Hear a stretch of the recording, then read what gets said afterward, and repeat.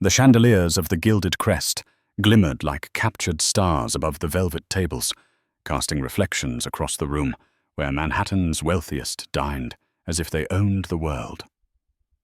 For Clara Bennett, a 27-year-old waitress juggling 2 jobs and a mountain of bills, this glittering restaurant wasn't a dream, it was survival.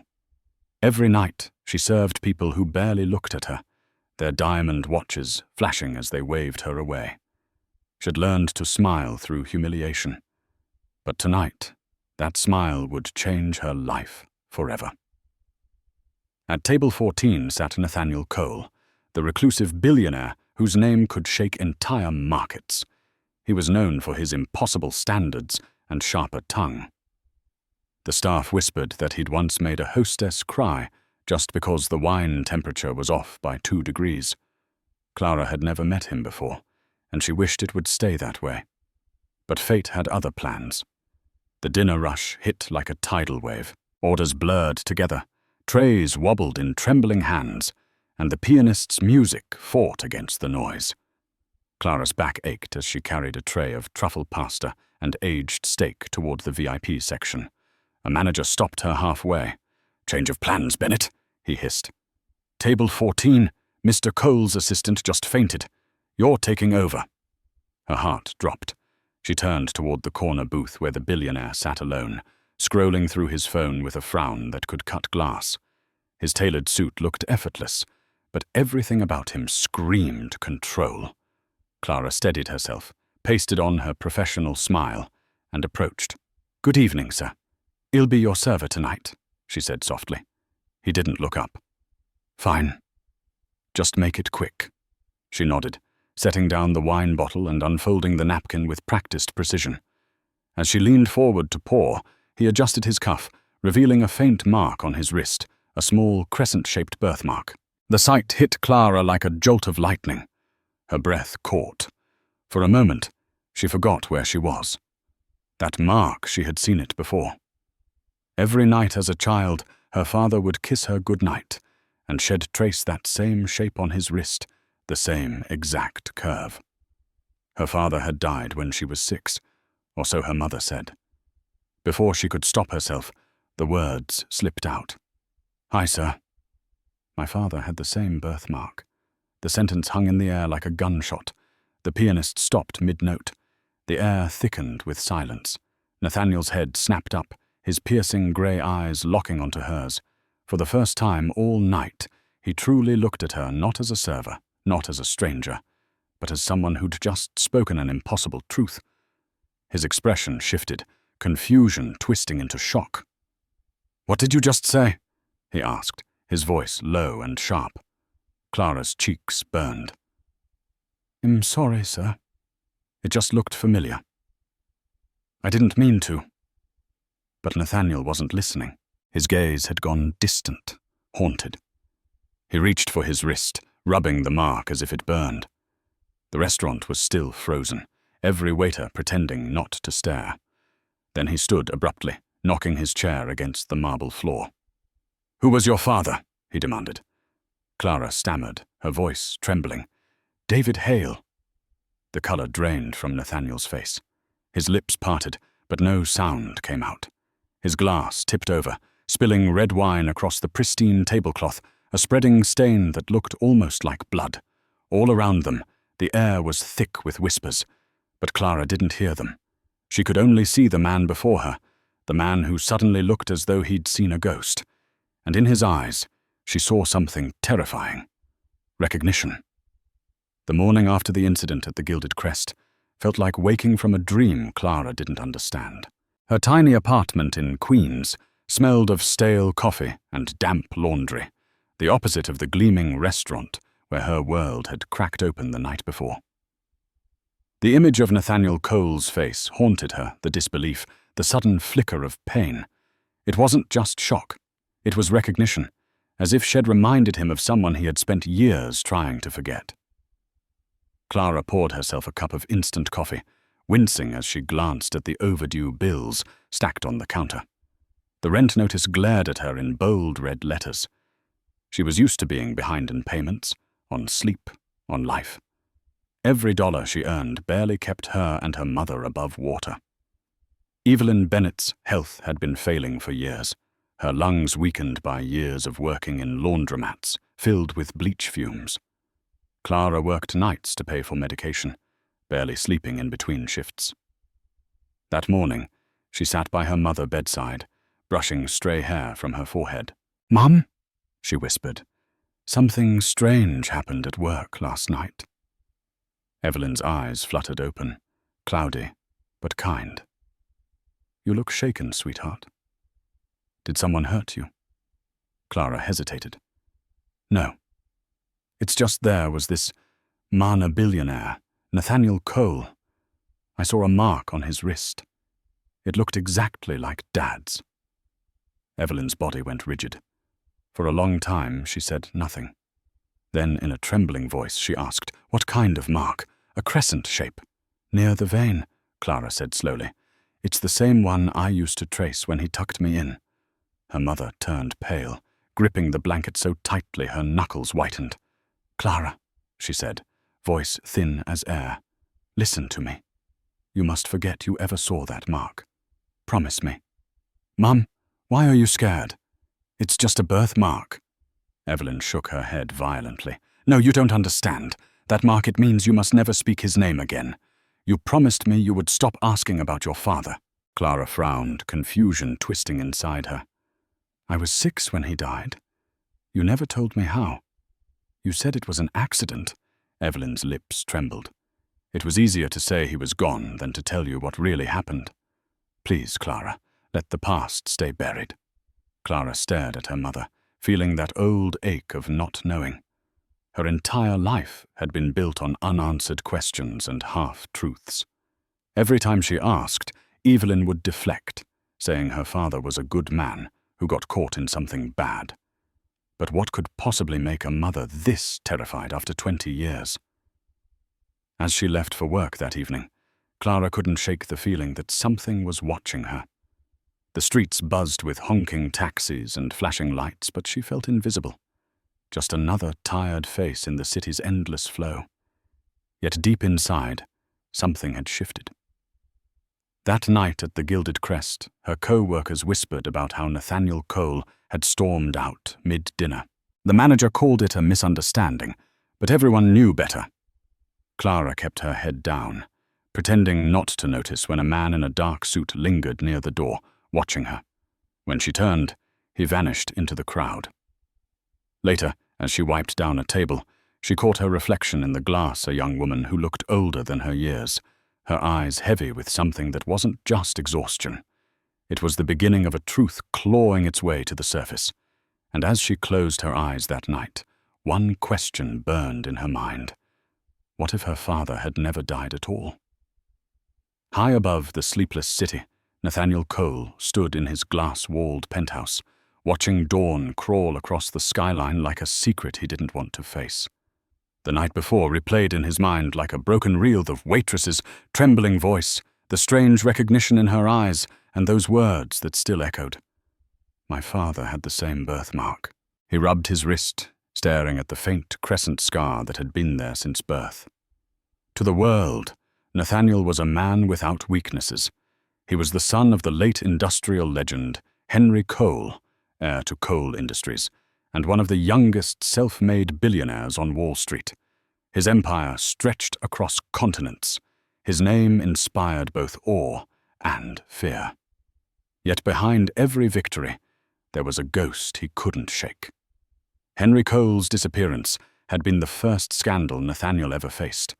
The official story claimed his father died in a boating accident off the coast of Charleston when Nathaniel was 12.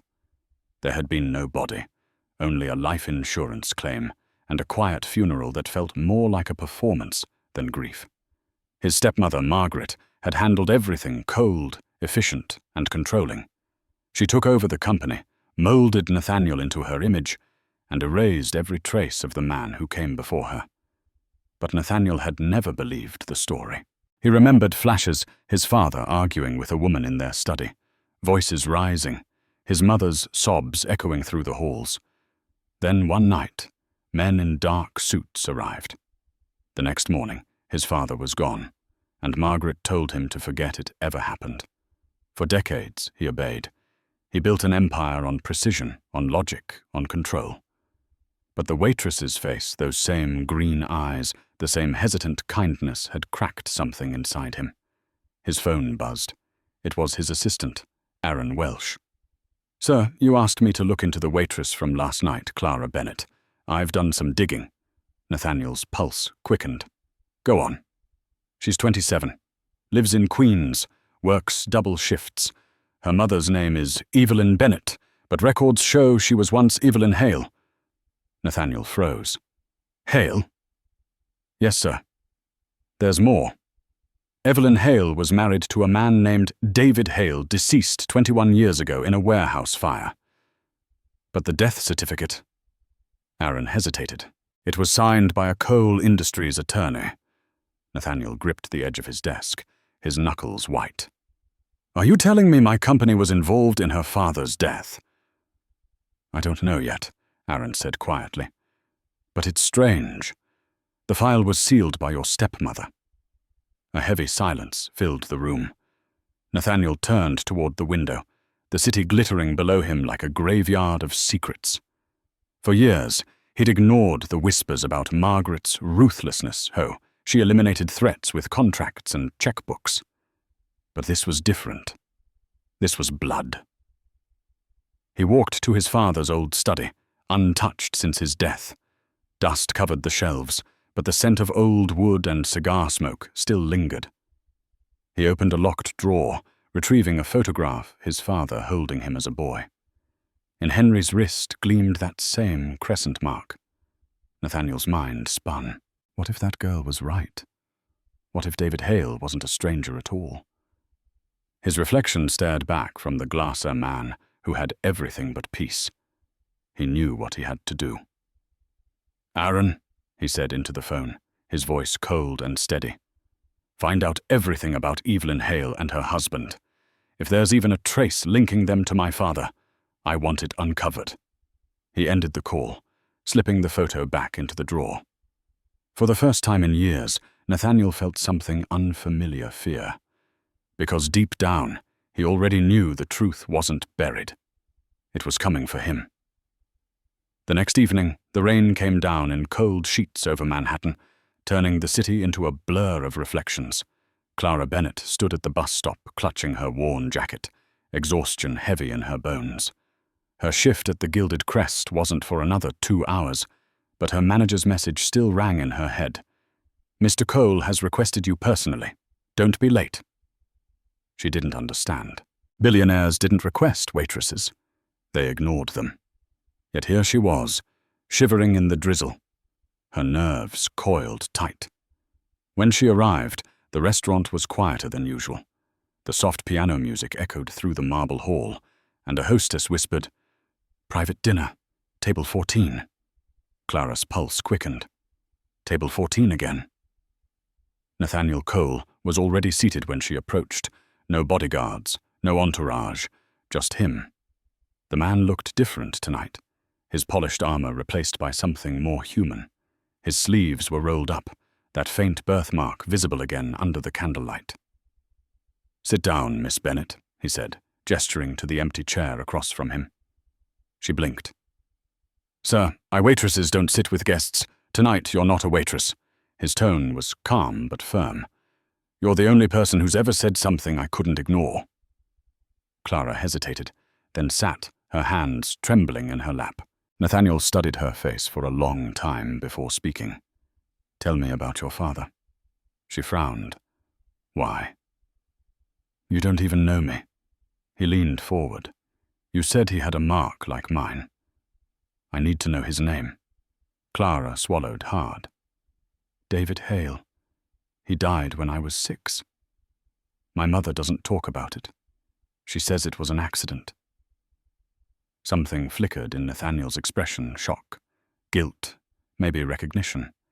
He took a slow breath. "David Hale worked for my father, at Coal Industries." Clara's eyes widened. "What? That's impossible." "It's true," Nathaniel said quietly. He was an engineer on a private projector project my stepmother shut down after my father's disappearance. I never met him, but his name was buried deep in the old archives.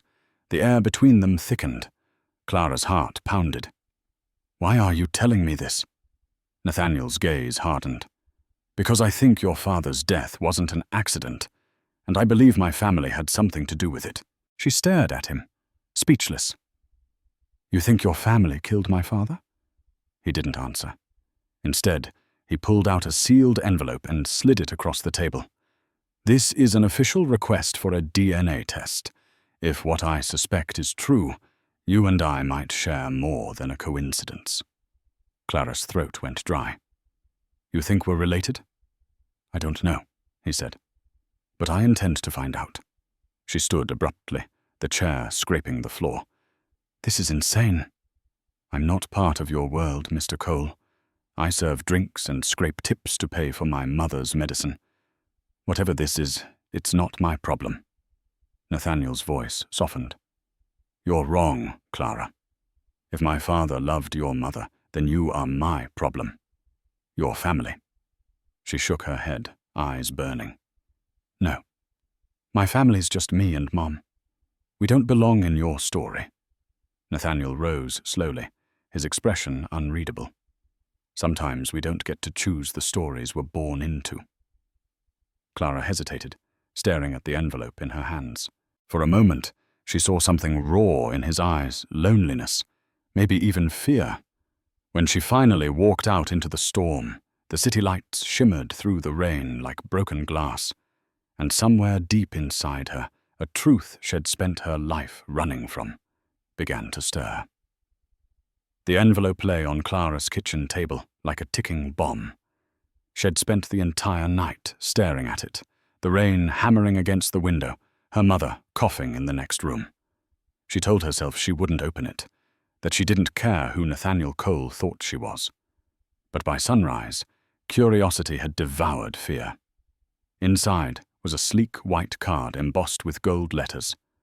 Cole Industries, Private Research Division. Confidential appointment, 10 a.m. Beneath it, a signature, Nathaniel's, written in sharp black ink. Clara looked at her reflection in the cracked bathroom mirror. Her eyes were swollen from lack of sleep, her hair frayed at the edges. She looked nothing like someone who belonged in a billionaire's world. But something deep inside whispered, "Go." At 9:45, she stood in front of Cole Tower, a wall of mirrored glass rising into the clouds. Her thrift store shoes squeaked on the polished marble floor as security led her past a dozen curious eyes. The elevator doors closed, swallowing her heartbeat. When they opened, Nathaniel was waiting in a sterile white lab. He looked calmer today, but his voice carried the same quiet command. "Thank you for coming, Miss Bennett." Clara crossed her arms. "You didn't really give me a choice." He almost smiled. "You always have a choice. You just might not like what happens if you walk away." The words sent a chill through her, but she stayed silent as a lab technician entered with a small tray cotton swabs, vials, paperwork. Nathaniel gestured toward the chair. "Just a quick DNA sample. It'll confirm whether our connection is real." Clara hesitated. "What happens if it is?" His gaze darkened. "Then everything I thought I knew about my family changes. And maybe yours does too." She sat, her hands trembling. The technician swabbed the inside of her cheek, sealed the sample, and left quietly. Nathaniel poured her a glass of water, his movements precise, mechanical like a man holding himself together by force. "Your mother," he said suddenly. "Evelyn Hale. Did she ever mention working for my father?" Clara shook her head. "She barely talks about that time, only that Dad died in a fire." Nathaniel exhaled slowly. "There was no fire. Not the way the reports say. I found the original incident files this morning redacted, sealed by my stepmother's lawyers. Your father was last seen leaving Cole's Charleston facility the night my father disappeared." Clara's breath caught. "Are you saying my father was involved in your father's death? I'm saying he might have been framed for it." Silence stretched between them. For the first time, Clara saw something human behind Nathaniel's perfect posture regret. "I've lived my whole life believing my father drowned," he said. "But every file I open leads back to her Margaret Cole, the woman who raised me, the woman who taught me never to ask questions." Clara felt her throat tighten. "Why involve me in this?" "Because you said the one thing no one else could have known," Nathaniel replied quietly. "That mark. It was my father's, too." The elevator chimed, breaking the heavy stillness. A tall, elegant woman stepped out, silver hair, diamond earrings, eyes sharp as glass. "Margaret Cole," Nathaniel said tightly. She smiled at Clara with chilling politeness. "So this is the girl causing all this noise? How quaint." Clara's stomach twisted. "I didn't mean to cause anything." "Oh, I think you did," Margaret interrupted smoothly. "And if I were you, dear, I'd disappear before you dig too deep." Nathaniel stepped between them. "Enough." Margaret's smile didn't falter. "Be careful, Nathaniel. Some doors are better left closed." She turned and walked out, her heels echoing like a threat. Clara's hands shook. What does she mean by that? Nathaniel's jaw tightened. "She means she's hiding something. And now that you're here, she's afraid." For the first time, Clara realized she wasn't just part of Nathaniel's story. She was the key to unraveling it. Clara could barely breathe as the subway rattled beneath the city. Margaret Cole's warning echoed through her mind like a curse. "If I were you, dear, I'd disappear." By the time she reached her apartment, her hands were shaking so hard she dropped her keys twice. Her mother's coughing greeted her from the bedroom, a soft, rasping sound that filled the silence. Evelyn Bennett sat by the window, a blanket wrapped around her thin shoulders. She looked older than her 54 years, her face pale, but her eyes still sharp. "You're late," she said gently. "Did you work overtime again?" Clara hesitated. "Mum, we need to talk." Evelyn smiled tiredly. "That sounds serious." Clara pulled up a chair and sat beside her. "Do you know a man named Henry Cole?" The question hit like a slap. Evelyn froze. Her fingers went still on the blanket. "Why would you ask that name?" "Because his son Nathaniel Cole says Dad worked for him, and now they think the two of them might be connected, maybe even family." Her mother's lips parted, but no sound came out. For a long moment, the only noise was the hum of the radiator and the distant sirens outside. Then Evelyn whispered, "You shouldn't have gone to them." "Mum, what's going on? Please, just tell me the truth." Evelyn's eyes glistened. "I promised him I never would." "Promised who?" She took a shaky breath. "Your father, David Hale, or as the world knew him, David Cole." Clara's heart stopped. "What did you just say?" Evelyn's voice trembled. "Your father was Henry Cole's son, his real son." "He changed his name to Hale when he fell in love with me because his family didn't approve. Henry adored him, but Henry's wife Margaret, she wanted to erase him. He was born from Henry's first marriage, a marriage the Cole family kept hidden to protect their empire." Clara stared in disbelief. "You mean Dad was Nathaniel's half-brother?" Evelyn nodded slowly. "They shared the same father. When Henry disappeared, your father tried to expose what really happened, but Margaret had power, lawyers, and money. She branded him a thief, accused him of sabotage. Then he vanished in that so-called warehouse fire." Tears burned Clara's eyes. "You told me it was an accident." "I told you what I had to," Evelyn said softly. "I thought it was safer for you if the world believed he was dead. Margaret made sure anyone who knew the truth disappeared. I ran, changed my name, and raised you far from their reach. But I knew one day the past would find you." Clara stood, pacing the small room, her heart pounding. "Mom, they did a DNA test. If what you're saying is true, it'll prove him a Cole." Evelyn's face went pale. "Then you're in danger. You don't understand what those people are capable of. They don't just protect their fortune, they destroy anything that threatens it." "I can't run from this," Clara said, her voice trembling. Dad didn't deserve to be erased. And if Nathaniel's really my uncle, maybe he deserves to know the truth too. Evelyn gripped her hand, desperate. "Clara, please, Nathaniel may not be the man you think he is. He grew up under her influence. He has her blood in him." Clara shook her head. "He looked at me like he was lost. Not cruel, just broken." Her mother's eyes filled with tears. "Then be careful, because broken people still know how to break others." The wind outside howled against the window, rattling the glass. Clara felt the world she knew slipping away piece by piece. Her entire life had been a story written by lies, and now she was holding the pen to rewrite it. She kissed her mother's forehead softly. "I have to finish what Dad started." Evelyn's voice cracked. "If you do this, you'll uncover things you can't unsee." Clara turned toward the door, her eyes hard with quiet resolve. "Then it's time I finally see them."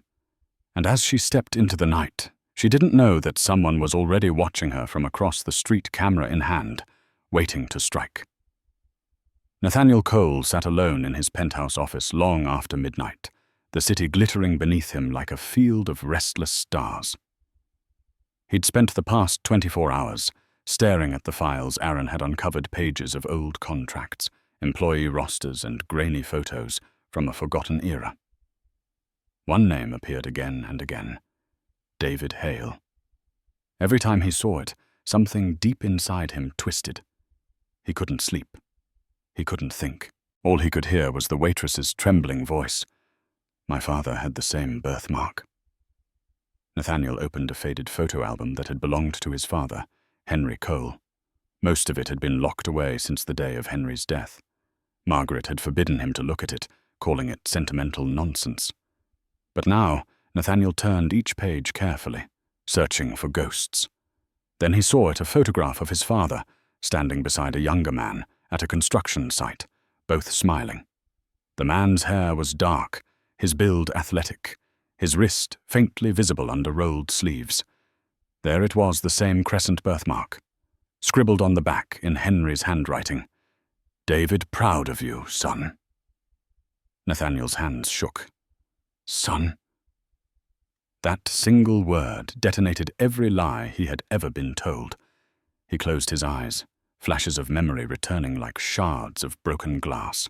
He was a child again, standing in his father's study, watching through a crack in the door as Henry argued with a woman, Margaret. "You can't hide him forever," Henry said.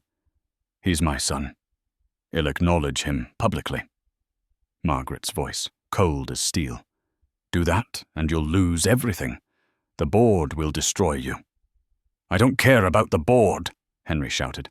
"I care about doing what's right." Then another voice joined, young, trembling. "David, father, stop! You're going to ruin yourself." Henry turned to him, desperate. "You're my blood, and I won't let her erase you." Nathaniel remembered hiding behind that door, clutching a wooden toy airplane, too afraid to move. The argument ended with a crash, a glass shattering, Margaret screaming something about betrayal. That night, his father packed a small case and left. He never came back. Nathaniel's chest tightened. He'd buried that memory for decades, convinced it was just a nightmare. But now it made sense. His father hadn't died in an accident. He'd been removed. The intercom buzzed. "Sir," Aaron's voice came through, hesitant. "You asked for updates. There's something you should see."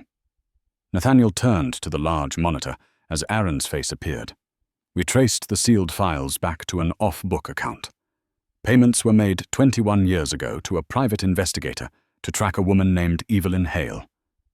Nathaniel's pulse pounded. "My stepmother paid for surveillance?" "Yes, sir. The trail ends abruptly the year after your father disappeared." Nathaniel's gaze darkened.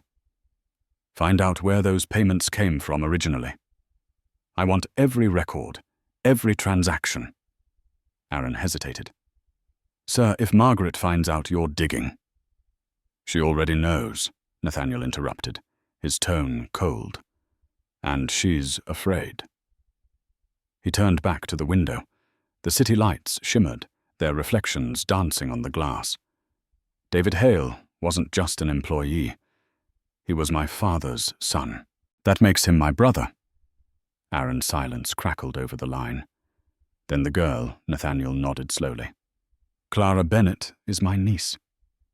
For the first time in years, he felt the weight of guilt pressing down like a storm. All his wealth, all his power, built on a foundation of lies his stepmother had spun. He poured himself a glass of scotch, staring at his trembling hand. Henry had 2 sons, one raised in privilege, one buried in obscurity. He set the glass down untouched. Aaron, he said quietly, prepare a private flight to Charleston. If my father truth died there, that's where he'll start digging. Outside, thunder rumbled across the city, shaking the glass walls. Nathaniel looked at his reflection, a man haunted by his own bloodline. And as lightning split the sky, he whispered to the empty room, Father, what did she do to you? Clara Bennett had never been inside a private penthouse before. The elevator opened directly into a world made of glass, steel, and silence. Manhattan stretched endlessly beneath her feet, glittering like a sea of diamonds. She should have felt small. Instead, she felt angry. Nathaniel Cole stood by the window, his silhouette outlined against the skyline. He turned as she stepped in, his expression unreadable, half relief, half hesitation. You came. Your assistant said it was important, she said, clutching her worn coat around her. I figured billionaires don't send black cars for waitresses unless something's wrong. He gestured toward the table where 2 envelopes sat side by side. It's more than wrong. It's impossible. Clara glanced at the envelopes. Her name was on one, his on the other. DNA results? She asked quietly. He nodded.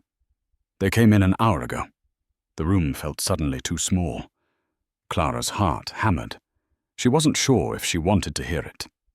And? Nathaniel exhaled slowly, then opened his envelope. He slid the papers toward her. You and I share a 99.9% paternal match. The words didn't make sense at first. They were just letters, meaningless and cruel. Clara's breath caught as she scanned the page. That means... It means my father was yours, Nathaniel finished softly. Clara stumbled back, shaking her head. No, that can't be true. My father's name was David Hale. Nathaniel's voice lowered. David Hale was my father's name before he changed it. He was born David Cole, my half-brother. Clara's knees felt weak. You're saying my dad was your brother, which makes you your uncle, Nathaniel said quietly. The words landed like thunder between them. For a moment, neither spoke. The city hummed outside, the only witness to their shared disbelief. Finally, Clara whispered, My mother told me he left to protect us, that your stepmother Margaret ruined him. Nathaniel's jaw tightened. She did. And she ruined my father too. I found evidence that she forged documents, staged accidents, buried anyone who got too close to the truth. David tried to expose her. That's why she destroyed him. Clara felt tears sting her eyes. She took everything from us. My mum raised me alone. We barely survived. Nathaniel stepped closer, his voice softening. And I lived in a mansion built on that lie. I had every luxury while your mother worked herself to death, cleaning other people's houses. You should hate me. Clara looked at him, really looked at him. The perfect billionaire, haunted by guilt. I don't hate you, but I hate what she did to both of us. Nathaniel's eyes flickered with something she couldn't name, maybe admiration, maybe sorrow. I went to Charleston, found the old coal industries lab. There was no fire, Clara. The reports were fabricated. The facility's basement was sealed off, but there were personal effects down there. A ring, a burned photograph, your father's initials carved into the concrete. Clara pressed a trembling hand to her mouth. Then he really died there? Nathaniel hesitated. I'm not sure. There were traces of blood, but no remains. Someone erased him from history. I think Margaret knows more than she's letting on. Clara's voice hardened. Then we find her. Together. He studied her, this girl who looked like a ghost from his past. Her eyes, the same shade as Henry Cole's, glimmered with defiance. You sound like him, Nathaniel said softly. Your father. He never backed down. She swallowed the lump in her throat. Maybe it runs in the family. A flicker of a smile crossed his face, the first real one she'd ever seen. Then we start with the board. If Margaret buried the truth, she didn't do it alone. There are people in this company who helped her, and they'll answer for it. Clara looked out the window, the city's reflection shimmering in the glass. Her entire life had been built on struggle, on hiding. Now, for the first time, she felt something different purpose.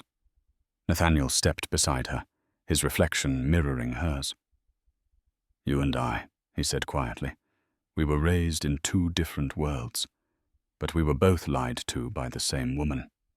Clara nodded slowly. Then it's time she finally tells the truth. Neither of them saw the shadow across the street camera flash from a waiting car capturing their reunion for someone who already knew too much. The next morning, the boardroom of Coal Industries gleamed with the kind of perfection that money could buy and fear could maintain. The table stretched like a runway of glass and mahogany, lined with men and women who owed their fortunes to Margaret Cole. At the head sat Margaret herself, dressed in a navy suit sharp enough to cut steel. Her diamond brooch caught the morning light, glinting like a weapon. Nathaniel entered without knocking. The chatter died instantly. He looked every inch the heir of the Cole empire, tailored, composed, dangerous.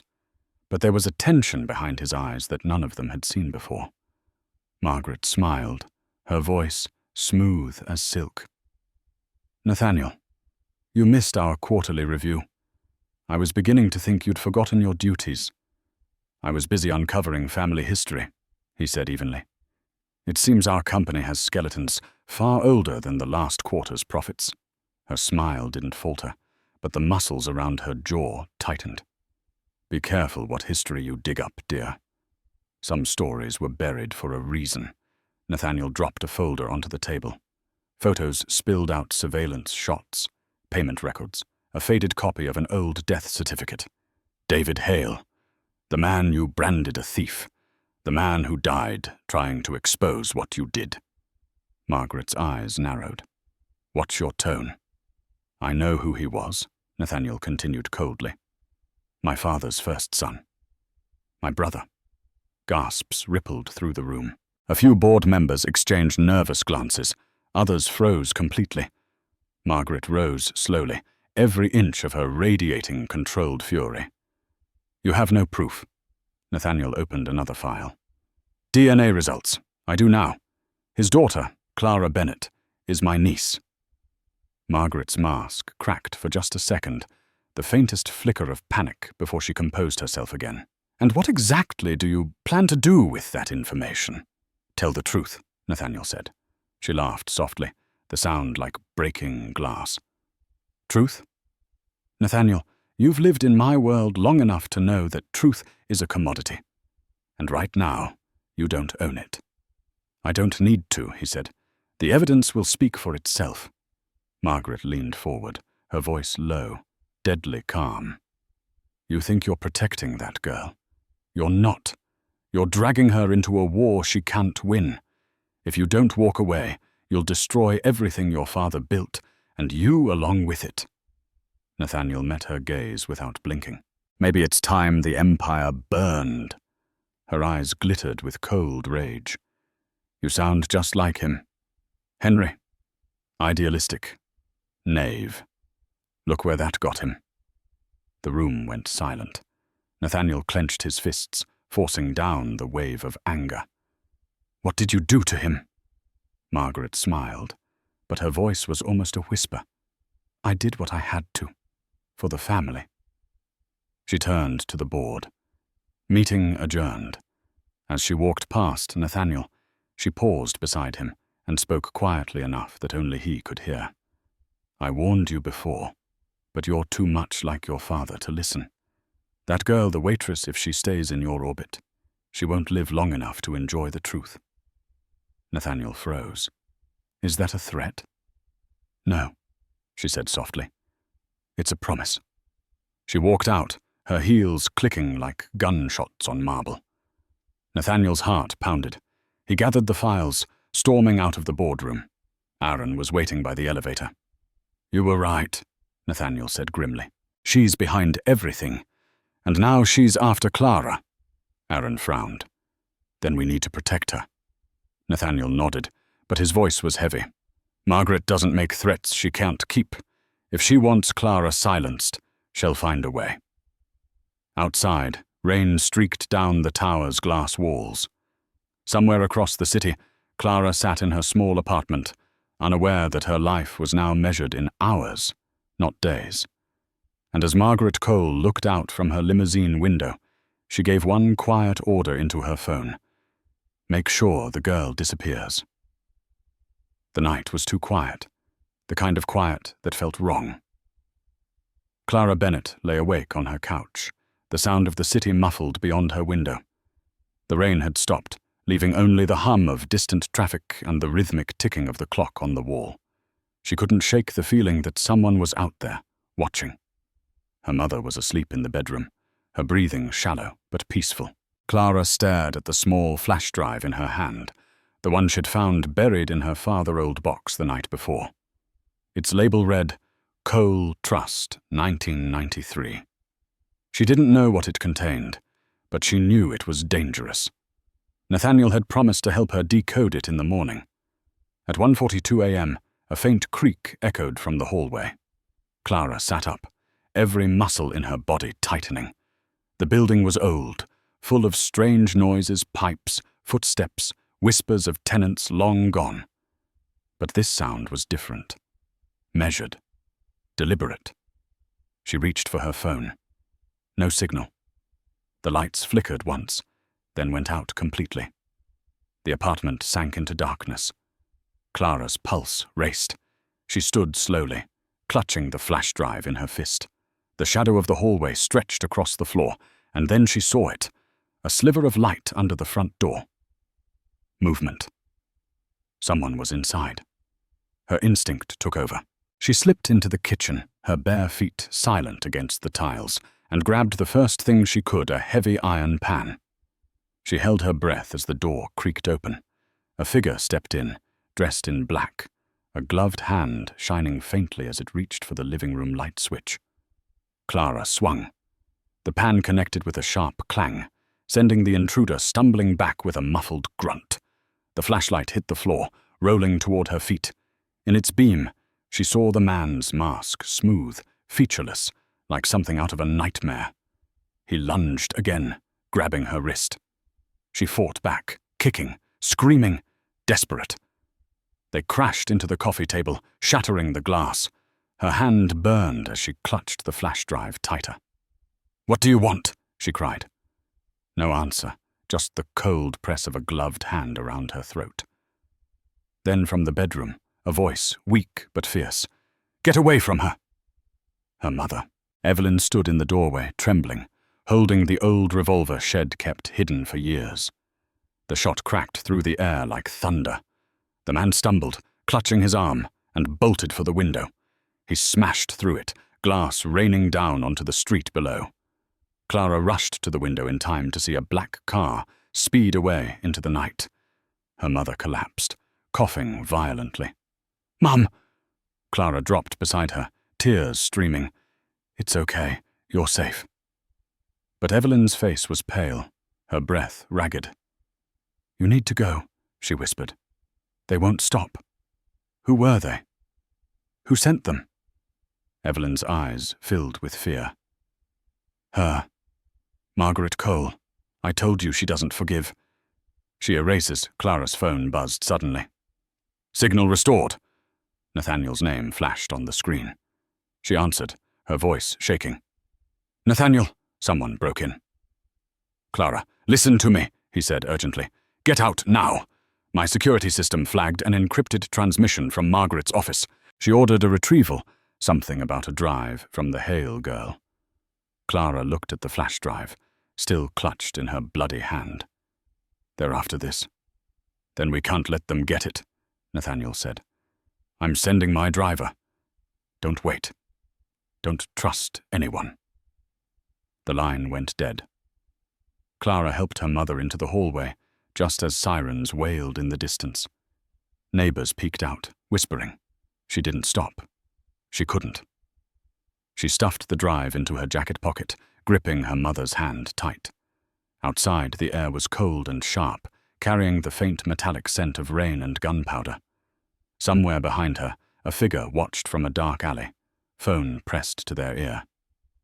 She still has it, the voice whispered. What do you want me to do? On the other end, Margaret Cole's voice was calm, icy, certain. Follow her. Don't fail me again. And as the car carrying Clara disappeared into the fog, the war for the truth had officially begun. The hospital's fluorescent lights buzzed faintly, flickering every few seconds like nervous heartbeats. Clara sat on a cold metal bench in the hallway, her hands still trembling from the night before. Her mother had been rushed into emergency care after collapsing in the ambulance. The doctors said exhaustion and shock, but Clara knew it was more than that. It was fear, 20 years of it, finally catching up. Nathaniel arrived 30 minutes later, his coat drenched from the rain. The sterile brightness of the hospital seemed to dull his sharp edges, but his expression was grim. Are you all right? He asked quietly. Clara nodded numbly. I'm fine. Mom's in observation. They said she needs rest. But she keeps mumbling your stepmother's name. Nathaniel frowned. Margaret? Yes, Clara said. She's terrified of her. She says Margaret doesn't just silence people, she makes them vanish. Nathaniel's jaw tightened. She's not wrong. He led her to a quiet corner of the waiting area. Listen carefully, he said. My security team tracked the man who attacked you. He works for a private contractor own of Margaret's old cleanup units. She's moving fast, trying to cover her tracks, but the flash drive you found that changes everything. Clara pulled it from her pocket, still wrapped in a napkin. You said you'd help me open it. I will, he said. But not here. Hospitals aren't safe. She has eyes everywhere. Clara's voice dropped to a whisper. You think Shell come after my mother again? Nathaniel didn't answer, but the look in his eyes said enough. He took out his phone and called Aaron. Activate lockdown protocol, he ordered. We move Evelyn Bennett to a secure location under Cole protection. No one outside this circle knows where she is understood. Aaron's voice crackled through the line. Got it, sir. I'll prep the team. 2 hours later, Evelyn was transferred quietly from the hospital to a private medical facility in upstate New York, owned by Cole Industries. Clara rode beside her, watching the rain streak down the windows of the armored van. Her mother slept fitfully, her hand weak in Clara's grasp. Everything's going to be okay, Clara whispered, but her voice shook. I promise. Nathaniel sat across from them, his gaze fixed out the window. He hadn't said much since leaving the hospital, but his silence carried weight. When they arrived, the building looked more like a luxury retreat than a hospital surrounded by pine trees, hidden from the road. A nurse met them at the entrance, guiding Evelyn to a private suite. You'll have her monitored around the clock, Nathaniel said. She'll be safe here. Clara looked around uneasily. You sure about that? Because safe doesn't seem to exist anymore. He gave a faint, weary smile. Neither does normal. While the nurses settled her mother, Nathaniel led Clara to his car. The storm outside had quieted to a steady drizzle, the kind that made the air smell like metal and memory. "We're going back to the city," he said. "There's something in that drive Margaret doesn't want anyone to see. Whatever's on it, it's the reason your father died." Clara nodded, gripping the flash drive tightly. "Then let's find out." They drove in silence, the hum of the engine their only companion. Halfway back, Nathaniel's phone buzzed. Aaron's voice came through, tense. "Sir, we have a problem. The secure facility, it's been breached." Nathaniel slammed the brakes, the car skidding to the shoulder. "What do you mean, breached?" "Someone used internal credentials. They took Mrs. Bennett. Security feeds wiped clean." Clara's world tilted. "What are you saying?" "She's gone," Aaron said. "Vanished." For a moment, everything stopped: the rain, the traffic, even the sound of breathing. Clara's fingers dug into the seat. "No," she whispered. "That's impossible. We just left her." Nathaniel's knuckles whitened on the steering wheel. Margaret must have found her. "She's moving faster than I thought." Clara's voice broke. "We have to get her back." Nathaniel's eyes hardened, the grief in them replaced by cold fury. "We will. But this time, we don't play defense." He turned the car around, speeding back toward the city, headlights slicing through the fog. Because somewhere in the shadows, Evelyn Bennett had been taken, and the only way to save her was to expose the empire that had destroyed them both. The following morning, the city felt colder, sharper, as if even the air carried secrets. Clara hadn't slept.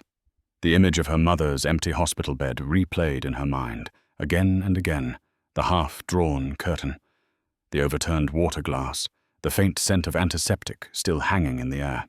Evelyn Bennett had vanished without a trace, and Margaret Cole's fingerprints were all over it.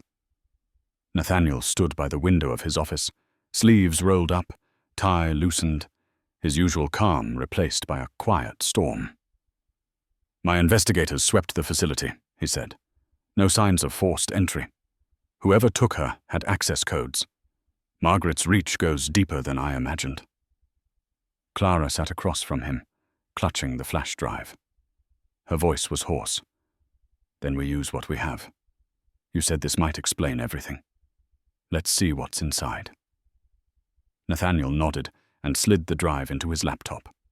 The screen flickered, then filled with a list of encrypted folders marked Private Trust, Cole Holdings, 1993. He clicked through, and a video file appeared. The thumbnail showed an older man, Henry Cole, Nathaniel's father. He pressed play. The video was grainy, the lighting dim. Henry sat behind a desk, his face weary but resolute.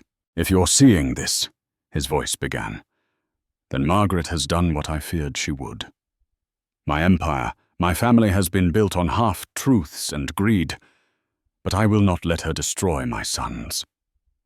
Nathaniel froze. "Sons," Henry continued, his voice cracking. "David, my firstborn, you were the best of me. You wanted honesty when the world demanded compromise. Nathaniel, my youngest, I tried to protect you from her, but perhaps I failed. This document, my true will, leaves everything to both of you equally.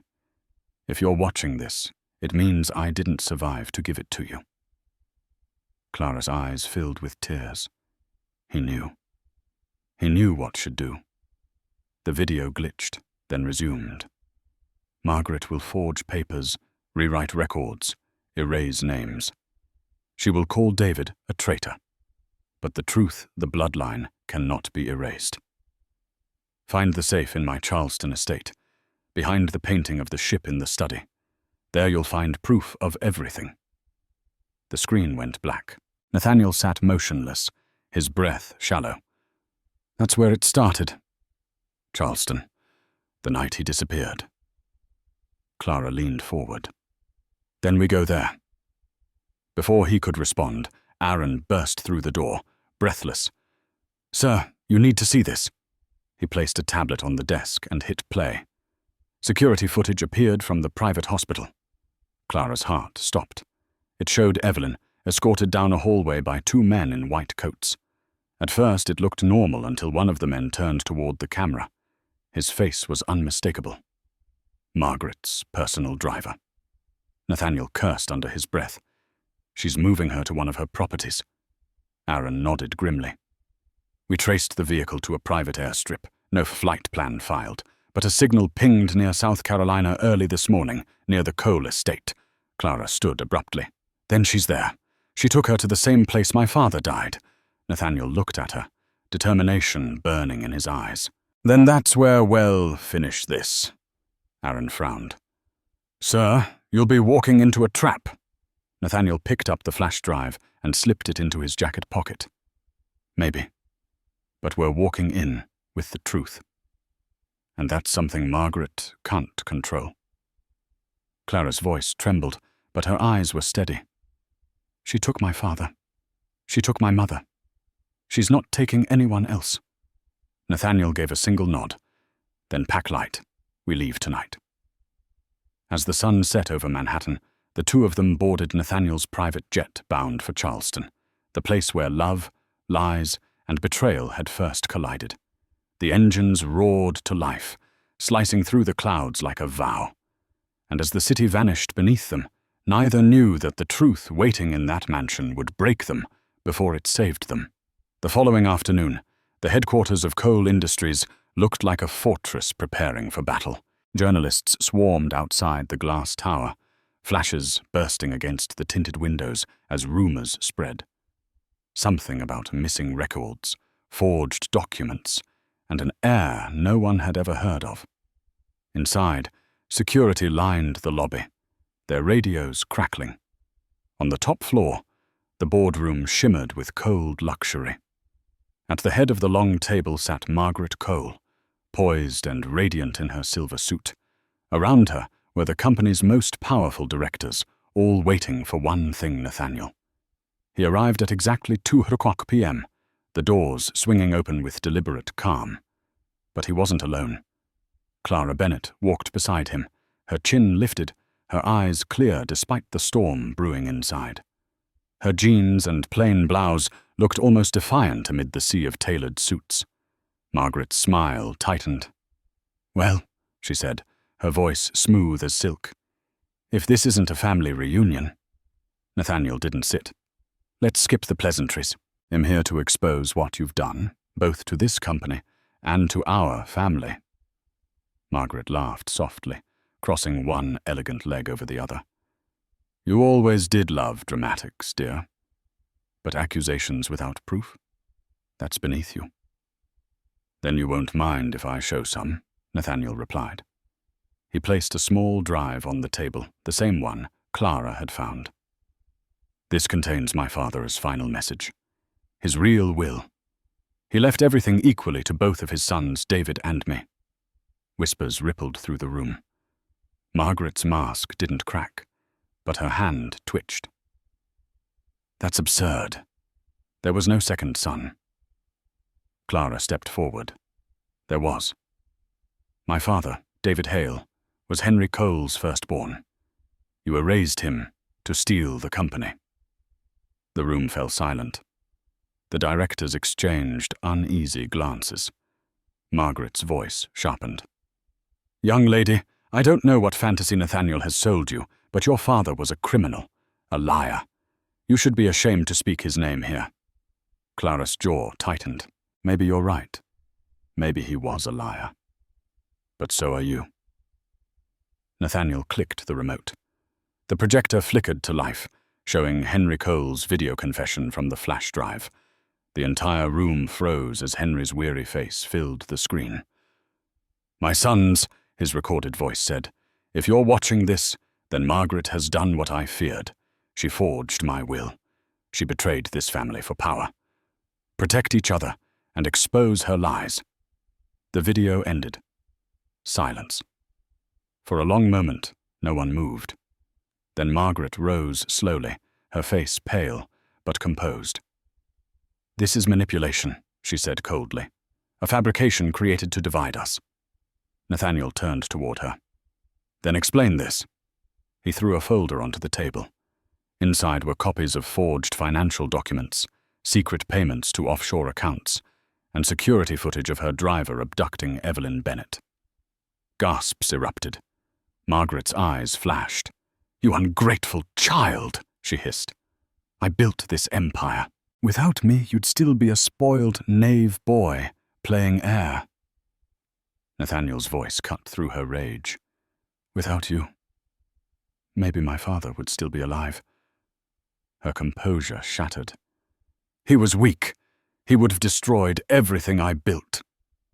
Clara stepped forward, trembling with fury. "You destroyed him. You destroyed my father, too. You took everything from us." Margaret's gaze turned icy. "You should have stayed invisible, girl. That's what bastards are good at, staying unseen." The words hit like a slap, but Clara didn't back down. She reached for the mic on the table, her voice steady. "You think money gives you power, but the only thing you built was a cage. And today, you're the one locked inside it." Nathaniel pressed another button on the remote. A voice echoed through the speakers, Margaret's own, recorded from a call intercepted by Nathaniel's security team. "Handle it quietly. I don't care how. The girl disappears, and so does the evidence." The boardroom erupted. Directors shouted. Cameras flashed. 2 security guards moved toward Margaret as she turned to Nathaniel, her face twisting in disbelief. "You'd ruin me." He met her gaze without flinching. "No. You ruined yourself." As the guards led her away, Margaret looked back at Clara, her voice trembling with venom. "You think this ends with me? You have no idea what your bloodline cost this family." The doors slammed shut behind her. The room exhaled. Nathaniel looked at Clara, his voice low. "It's over." Clara shook her head, tears glinting in her eyes. "No, Nathaniel. It's not over until I find my mother." And at that exact moment, a message flashed across Nathaniel's phone, a single image of Evelyn, bound and blindfolded, with a timestamp from 30 minutes ago. She was still alive. The boardroom had barely cleared when the message hit Nathaniel's phone, like a lightning bolt, an image of Evelyn Bennett, bound and terrified, her wrists tied with surgical tape, her mouth gagged. A single timestamp at the bottom, 3:14 p.m. The background was industrial, dimly lit, metallic. Somewhere near the docks. Clara froze as he showed her the screen. "She's alive," she whispered. "Oh my God, she's alive!" Nathaniel's voice was sharp, urgent. "Aaron, track this. Now, reverse the metadata. Get me coordinates." Aaron's fingers flew across the keyboard. "Working on it." Clara's breath trembled. She must be in New York. That timestamp, it's fresh. Nathaniel gripped her shoulders. "Listen to me. We'll find her. But we need to be smart. Margaret still has people loyal to her. If she ordered this, they'll do anything to finish the job." Clara's eyes hardened. "Then we don't give them the chance." While Aaron worked, the lab team Nathaniel had hired arrived with a thick envelope, the official DNA verification from Cole Genetics. Nathaniel didn't even glance at it at first, but Clara stopped him. "We should know. No more questions. No more doubts." He nodded, exhaling slowly. "You're right." He opened the folder. Inside were 2 sheets of paper, the Cole Industries logo stamped at the top. Clara leaned closer, her pulse hammering. Nathaniel read aloud. "Genetic match confirmed. 9% paternal link between Clara Bennett, subject A, and Nathaniel Cole, subject B." The words echoed through the room. Silence followed. For a moment, Clara couldn't move, couldn't breathe. The paper in Nathaniel's hand seemed to glow with the weight of everything it meant. "So it's true," she whispered. "You're my uncle." Nathaniel's expression softened. "No, Clara. You're more than that. You're my family." She swallowed hard, tears blurring her vision. My father wasn't crazy. He tried to tell the truth. He died trying, Nathaniel said quietly, and we're going to finish what he started. Before they could speak again, Aaron looked up from his laptop, pale. "I've got something." The image came from a decommissioned coal industries shipping facility at Pier 47. The place was shut down 20 years ago. "It's not on any map." Nathaniel's blood ran cold. "That's where my father used to keep his private files. Margaret must have taken control after he disappeared." Clara's voice shook. "Then that's where she's keeping my mother." Aaron frowned. "Sir, you can't just walk in there. It's probably rigged, guarded, maybe even trapped. We should call the police." Nathaniel shook his head. "Margaret owns half the city's police chiefs. We can't trust them." Clara stepped forward. "Then we go ourselves." Nathaniel studied her for a moment. Her eyes were steady, fearless. She wasn't the trembling waitress he'd met weeks ago. She was something else, her father's daughter. "All right," he said finally. "We go together." Aaron grabbed his jacket. "I'm coming too. Someone needs to cover you from outside." They left the tower as the sky turned the color of ash, the air thick with tension. The city seemed to hold its breath as their car sped through the streets, lights streaking past like ghosts. In the back seat, Clara clutched the DNA report, her knuckles white. "When this is over," she said softly, "I want to bury my father with his real name. David Cole. He deserves that." Nathaniel nodded, his jaw set. "And Margaret will answer for every lie she told." Aaron's voice cut through the silence. "We're close. 2 blocks out."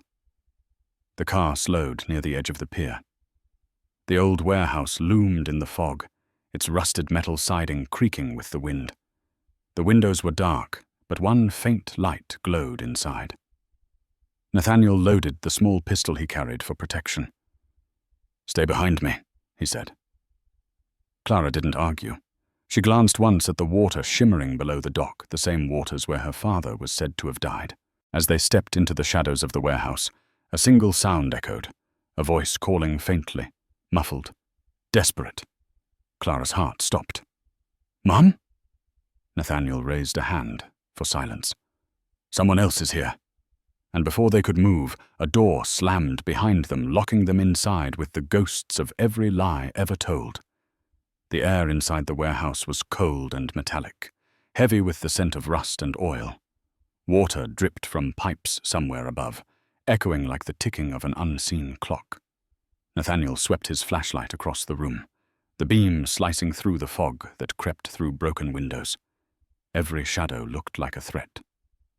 "Stay close," he whispered. Clara clutched his arm, her breath coming fast. Somewhere deep in the building, a low hum vibrated through the floor machinery, old but still running. "This place is supposed to be abandoned," she said quietly. "Not anymore," Nathaniel replied grimly. They moved deeper, passing crates marked with the faded coal industries logo. The walls were lined with old blueprints and shipping manifests yellowed by time. A faint sound broke the silence, a moan, soft and pained. Clara froze. "That's her," she whispered. "That's my mother." Nathaniel followed the sound to a heavy steel door bolted shut from the outside. He aimed the flashlight at the lock electronic, modern. "This wasn't here 20 years ago," he muttered. "Someone's been maintaining this place." Aaron's voice crackled in Nathaniel's earpiece. "You've got movement outside. 2 vehicles, armed men. You need to hurry." Nathaniel cursed under his breath. "We're not leaving without her." He pulled a small tool from his pocket, a digital lockpick, and began working. Clara paced behind him, every second stretching like an eternity. Then finally, the lock clicked. The door swung open with a metallic groan. The light revealed a narrow hallway.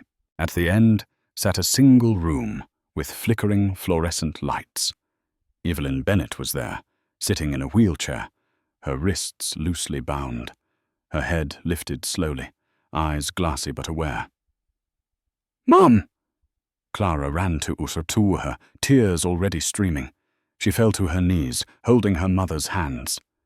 "I'm here, I'm here." Evelyn's voice was barely a whisper.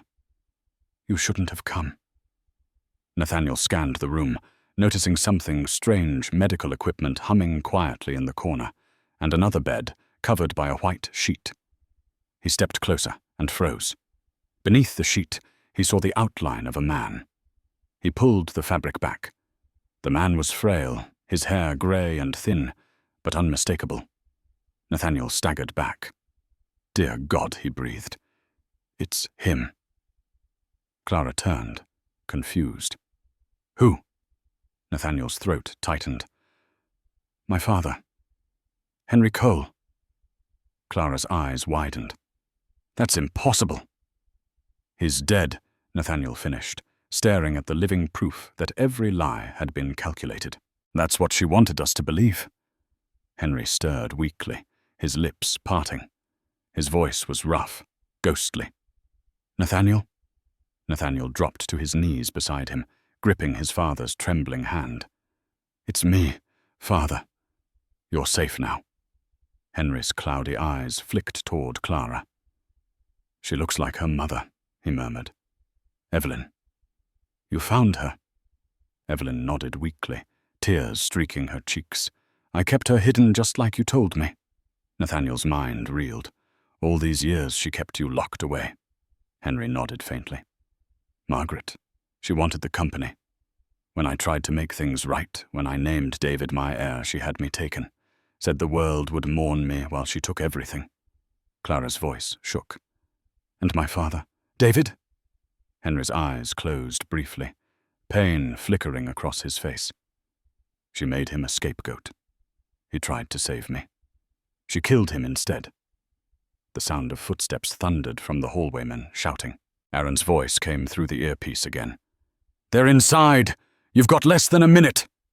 Nathaniel's pulse raced. "We're leaving. Now!" He lifted his father carefully, supporting his weight. Clara pushed her mother's wheelchair toward the door. The noise grew louder. Boots, guns cocking, orders barked. They ran through the corridor, Nathaniel leading. A gunshot cracked behind them, sparks flying from the metal wall. Clara screamed. Nathaniel turned, firing back, shattering a light fixture. "Keep moving!" he shouted. They burst through a side door into the open night, the cold wind hitting their faces like knives. Aaron's black SUV screeched up to the dock, headlights cutting through the fog. "Get in!" he yelled. Nathaniel helped his father into the back seat, while Clara lifted her mother beside him. The moment the doors slammed shut, Aaron hit the gas. Bullets pinged off the metal as they sped away, tires screaming against wet pavement. Clara looked back through the rear window, her heart pounding. In the warehouse doorway stood a figure. Margaret Cole, her silver hair gleaming under the floodlight. She raised a phone to her ear, expression calm and unbroken. And as their car disappeared into the dark, Margaret whispered to the man beside her, "It's not over yet. They think they've won. But I still have the one thing they need most." The safe house Nathaniel owned in the Catskills was a fortress built for emergencies, bulletproof glass, blackout curtains, and security drones circling above like silent guardians. But inside, the air was still heavy with disbelief.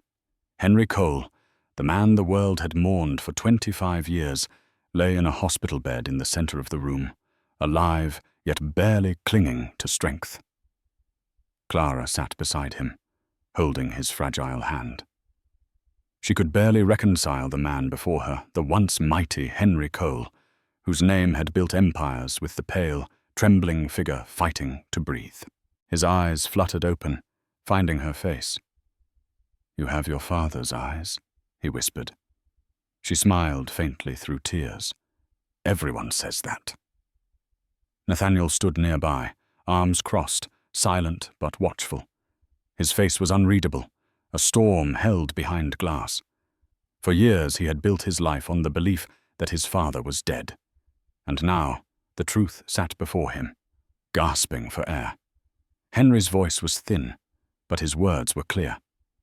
I should have told you both long ago. Nathaniel moved closer. You can tell us now. Henry looked between them, guilt etched deep into his features. David, your brother, he was never supposed to carry my sins. He wanted to make things right. Margaret. She found out about Evelyn, about the child. She called it betrayal. Clara's throat tightened. She killed him, didn't she? Henry's jaw trembled. She did worse. She ruined him first. She made the world believe he stole from me. He came to the docks that night to warn me, to tell me she was planning to take over the company. He begged me to run. I refused. I thought love could change her. He coughed, a violent fit that sent monitors beeping. Clara reached for the oxygen mask, but he pushed it away weakly. No, I need you to hear this. Nathaniel's voice broke for the first time. You were alive all these years. She kept you hidden. Why didn't you try to escape? Henry looked at his son with eyes full of sorrow. She had leverage Evelyn and the child.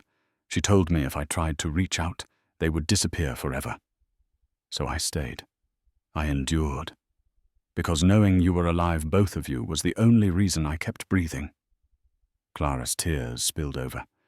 You sacrificed everything for us. He smiled faintly. A father should. But I failed David. I failed you.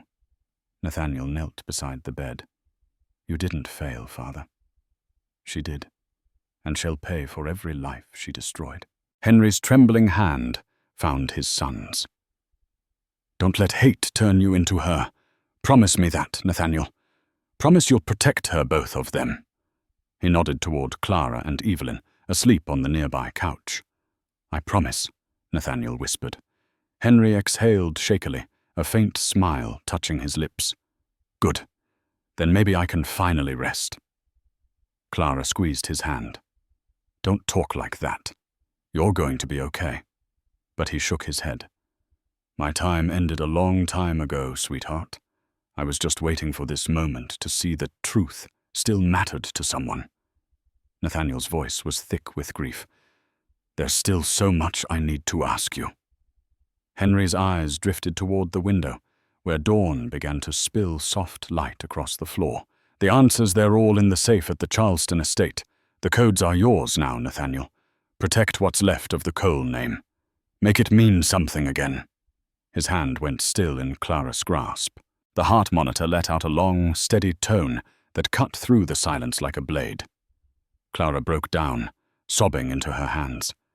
Nathaniel stood frozen, staring at his father's still face, the man who had built everything, lost everything, and died trying to make it right. After a long moment, Nathaniel reached out and gently closed Henry's eyes. Rest now, he whispered. We'll finish it for you. Clara looked up at him through tears. She'll come for us again, won't she? Nathaniel's gaze hardened, the grief in his eyes giving way to resolve. Yes, he said. And this time, we'll be ready. Outside, the first rays of sunlight touched the trees, signaling a new day. But for Nathaniel and Clara, it was the calm before the storm, a storm named Margaret Cole, who would stop at nothing to reclaim her empire. And somewhere in the distance, a black car waited on the road below, its driver watching the house, phone pressed to his ear. They still have the will, the man whispered. What are your orders, Mom? Burn it all, came Margaret's icy reply. No one inherits what's mine. Rain poured over Manhattan like the sky itself was grieving. The Cole Tower once, a symbol of power, perfection, and fear now, stood surrounded by flashing police lights and a crowd of reporters hungry for blood. For decades, Margaret Cole had ruled this empire from her glass throne. But that day, the glass cracked. Nathaniel Cole stepped out of his black sedan, the collar of his coat pulled up against the storm. Behind him, Clara followed, clutching a briefcase to her chest.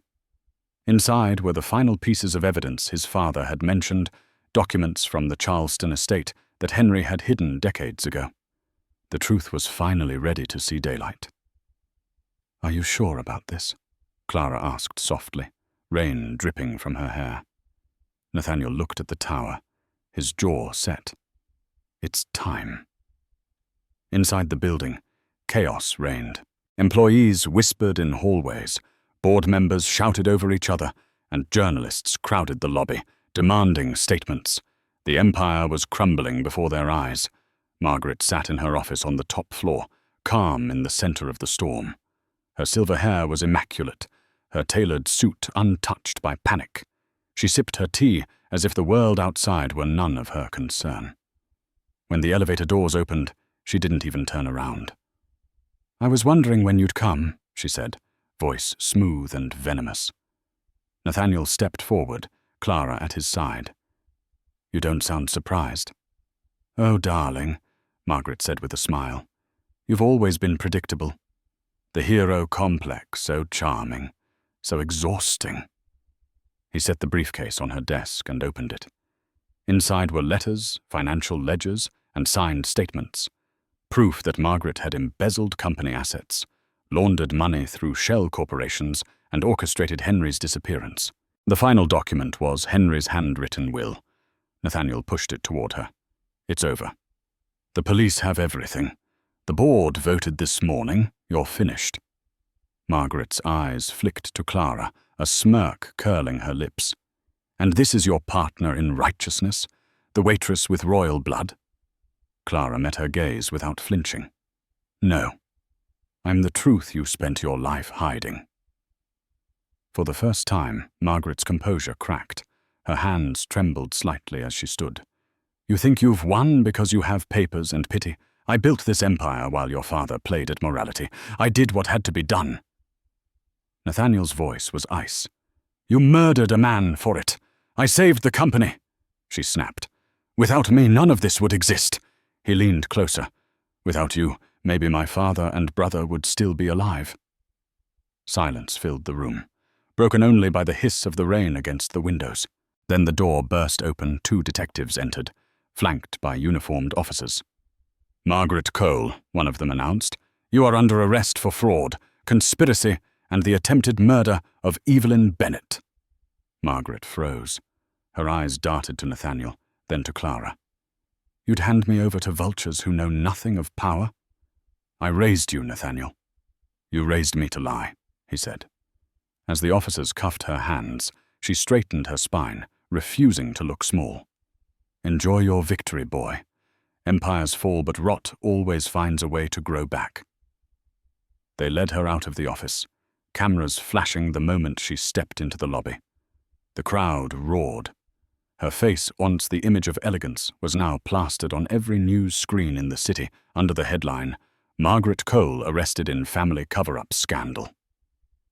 Nathaniel watched from the window, the weight of it all pressing down on him. He had won, but it didn't feel like victory. It felt like loss, the kind that leaves you hollow. Clara stood beside him. "She can't hurt anyone anymore." He nodded slowly. "Maybe. But she left scars that won't heal overnight." She placed a hand on his arm. "Then we'll start healing them. Together." Outside, thunder rolled over the city. Nathaniel turned from the window, his voice quiet but resolute. "My father's gone. My brother's gone. But the Cole name or name will stand for truth again." Clara smiled faintly. "Then let's rebuild it. Not for the empire she wanted, but for the family they deserved."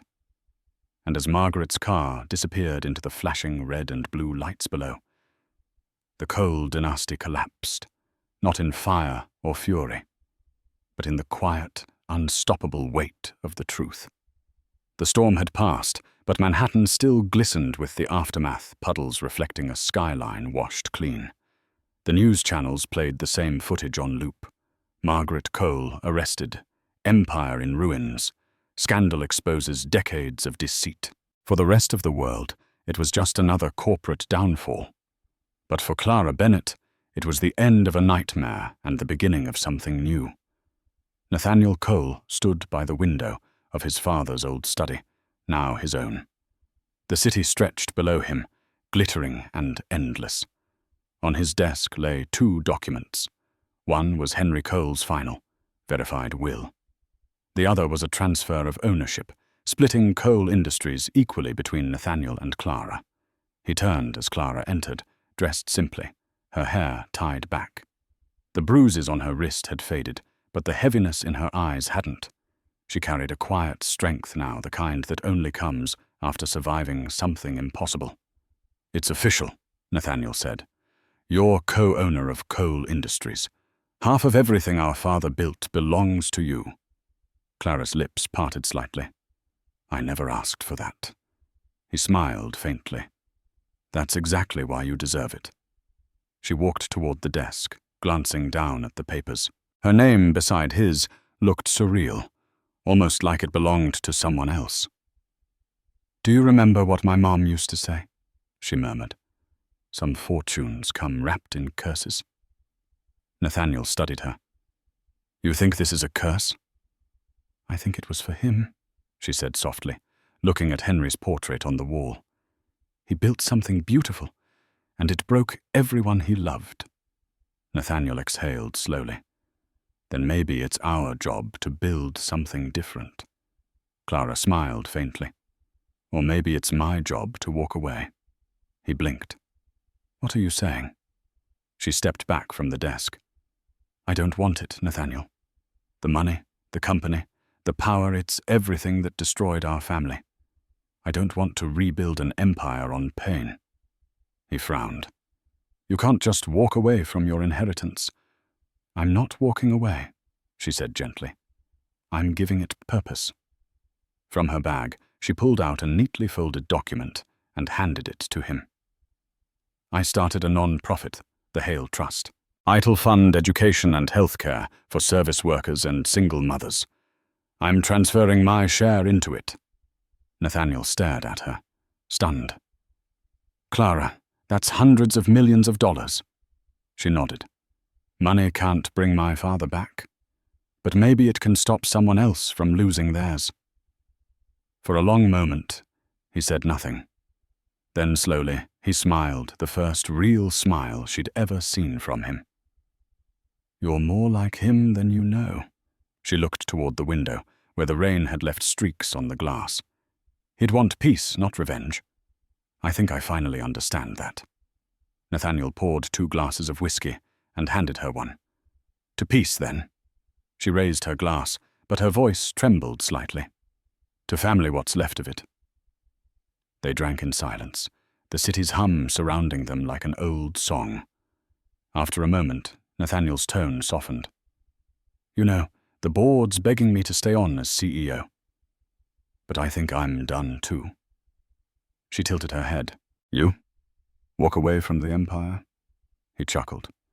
"Let them have their boardrooms and their greed. I want to rebuild something honest. Maybe start a fund in Father's name to protect whistleblowers and reform corporate ethics." Clara laughed lightly. "You're turning the devil's empire into a sanctuary." "Someone has to," he said. They stood there, 2 survivors in a city that had watched them fall apart and rebuild. The world outside was loud with headlines, but the quiet between them was sacred. Nathaniel turned to her, his eyes gentle. "You know, for years I thought legacy meant wealth. Now I think it's the people we save." Clara smiled, tears in her eyes. "Then our family finally has one." He nodded. "Henry Cole would be proud." Clara looked toward the portrait again, whispering, "And David Hale, too." Outside, the clouds began to break, sunlight cutting through for the first time in days. And as the light touched the Cole Tower, the empire built on lies began its second life, reborn not in power, but in grace. The funeral took place on a quiet Sunday morning under a soft grey sky. The church was small, the kind Henry Cole would have preferred. No cameras, no press, just family and a handful of people who had survived his empire's shadow. The scent of lilies filled the air, mingling with the faint sound of rain tapping against the stained glass windows. Clara sat in the front row, her black dress simple, her hands folded tightly in her lap. She'd cried the night before, alone in her apartment, but now her tears had dried into something calmer acceptance. Beside her sat Nathaniel, solemn and steady, his hand resting lightly on hers. When the service ended, people began to file out quietly. Nathaniel lingered, watching the coffin being lowered into the ground through the church window. "He used to tell me," he murmured, "that success meant nothing if you couldn't look at yourself in the mirror. I never understood what he meant until now." Clara gave a sad smile. He finally got to tell his truth. That's more than most people ever get. A soft knock interrupted their silence. A man in a grey suit approached, holding a small, sealed envelope. "Miss Bennet?" he asked. "This was found among Henry Cole's personal effects. He requested it be delivered to you after his passing." Clara took the envelope, her heart thudding. The handwriting on the front was unmistakable, elegant, slanted, the same she had seen on the old will. It simply read, "For Clara." Nathaniel nodded toward a pew. "Take your time." She sat down and opened it carefully. Inside was a single page, yellowed slightly at the edges. She unfolded it, and her father's voice came alive in her mind as she read.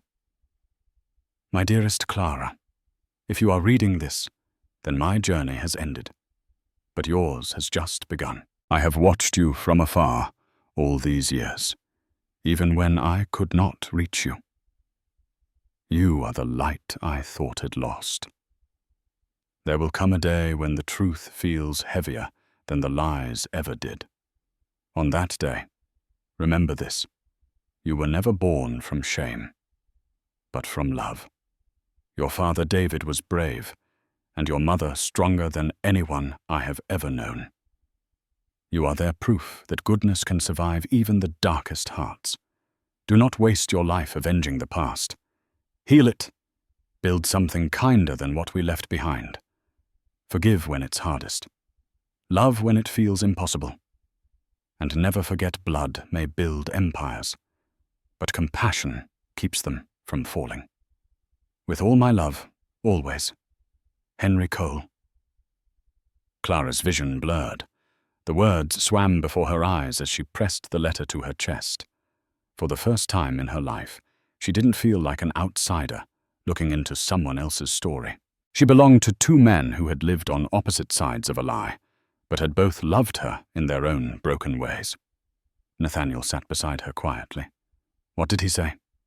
She wiped her tears and managed a soft smile. He told me to forgive, to build something kinder. He nodded. That sounds like him. Clara folded the letter carefully and slipped it back into the envelope. You know, she said, her voice trembling slightly, for years I hated the name Cole. I thought it only meant pain and greed. But now maybe it means second chances. Nathaniel looked at her with quiet pride. Then maybe we can make sure it stays that way. Outside, the rain had stopped. Sunlight broke through the clouds, spilling golden light across the cemetery. Clara stood and walked to the grave site, kneeling beside the fresh soil. She placed the letter on top of the coffin, her fingers lingering there. Rest easy, she whispered. We'll take it from here. As she stood, Nathaniel joined her. They stood side by side, brother and sister in everything but blood, united not by wealth but by truth. Clara took a deep breath, feeling the weight lift from her chest. He gave me something better than an empire, she said quietly. What's that? Nathaniel asked. A reason to believe again. And as they walked away from the grave together, the sunlight followed, warming the soil, the sky, and the hearts of those finally free from the ghosts of the past. A year later, the corner of Fifth Avenue and Willow Street had a new heartbeat. The sign above the small brick cafe read in simple gold letters, Cole and Hale. The morning sun poured through its wide windows, catching on the brass handles and the smell of fresh coffee. People came not just for caffeine, but for warmth, the kind that came from a place built on something deeper than profit. Behind the counter, Clara Bennet, no longer a waitress in someone else's restaurant, but the owner of her own, laughed as she handed a cup to a regular. Her hands still bore faint scars from that night in the warehouse, but her eyes carried peace instead of fear. The cafe wasn't fancy, but it was honest, alive, and filled with light. Every morning, she placed a small bouquet of lilies by the framed photo hanging on the wall. One picture of David Hale, one of Henry Cole, and one of them together. Two men who had never found peace in life, but were finally remembered as fathers in truth. Nathaniel entered quietly, as he often did, dressed casually in a grey sweater instead of the sharp suits he used to armor himself with. He took a seat at his usual corner table by the window, the sunlight soft on his face. "You're early today," Clara teased, bringing him his coffee. He smiled. "Old habits. The market opens at 9, even when I don't care about it anymore." She sat across from him, wiping her hands on a towel. "How's the foundation?" "The Hale Trust," he asked, "growing faster than I expected. The first scholarship students started last week. Single mothers, refugees, people who remind me of you." She chuckled. "Then you've got the right mission." He looked around the cafe, taking in the soft chatter, the music, the scent of cinnamon. "You did it, Clara. You turned all that pain into something beautiful." She shook her head gently. "We did it. I just built the walls. You helped me make sure the roof didn't collapse." Nathaniel smiled faintly, then pulled a small envelope from his jacket pocket. "Speaking of roofs, this is for you." She frowned. "What is it now?" "Don't tell me it's another donation." He slid it across the table. "Just open it." Inside was a deed one for the building itself, her name written across the top. She stared at him in disbelief. "Nathaniel, this is no." "I can't accept this." He leaned back, his voice soft. "It's yours already. I just made it official. This place, this story, it belongs to you." Her eyes glistened. "You've already given me enough." "Then consider it from them," he said, nodding toward the photo of their fathers. "They'd want you to have something that lasts." For a long moment, she couldn't speak. Then she smiled, tears sliding down her cheeks. "You know," she whispered, "for the first time in my life, I don't feel like a waitress serving someone else's world. I feel home." He reached across the table, covering her hand with his. "That's all any of us ever wanted." Just then the doorbell chimed, and an older man stepped inside, grey-haired, kind-eyed. He paused by the wall, studying the photos. "Excuse me," he asked softly. "Are you related to them?" Clara smiled, her voice warm. "Yes," she said simply. "That's my family." The man nodded, emotion flickering in his eyes. "I knew Henry Cole once. He was a good man. He would have loved this place." Clara's heart swelled. "Thank you, sir. I like to think he's here every morning." When the man left, Nathaniel watched her quietly. "He's right, you know. They'd both be proud." Clara looked around the cafe, the laughter, the light, the ordinary magic of it all, and exhaled softly. "For years, I thought family was something you were born into. Now I know it's something you build." Nathaniel smiled. "And you built it perfectly." The clock struck noon. Outside, the world bustled on cars honking, people hurrying, life moving forward. Inside Cole and Hale, time seemed to stand still, wrapped in peace. Clara refilled Nathaniel's cup, her heart full, her smile easy. And as sunlight danced across the photo on the wall, the circle of lies that once tore their world apart finally closed not in vengeance, but in forgiveness. So that's how our story ends. What a journey, right? If you're still here, watching and listening until this very moment, then maybe, just maybe, something in this story touched your heart. Maybe it reminded you that no matter how dark the past gets, there's always a light waiting to be found. And sometimes that light is forgiveness. Clara and Nathaniel's story isn't just about blood or money, it's about healing. It's about realizing that we can't rewrite what hurt us, but we can decide what comes next. The Stoics used to say, "What stands in the way becomes the way." Every obstacle, every heartbreak can lead to something greater if we choose to rise instead of remain broken. So, my dear friends, as you leave this story tonight, take a moment to breathe. Think of the wounds you carry and know that they don't define you. What defines you is the courage to keep loving after being hurt, to keep trusting after being betrayed, to keep living after being lost. If this story reached you in any way, give it a like, share it with someone who needs a little hope, and subscribe to our channel. Because together, we'll keep finding the light in every shadow.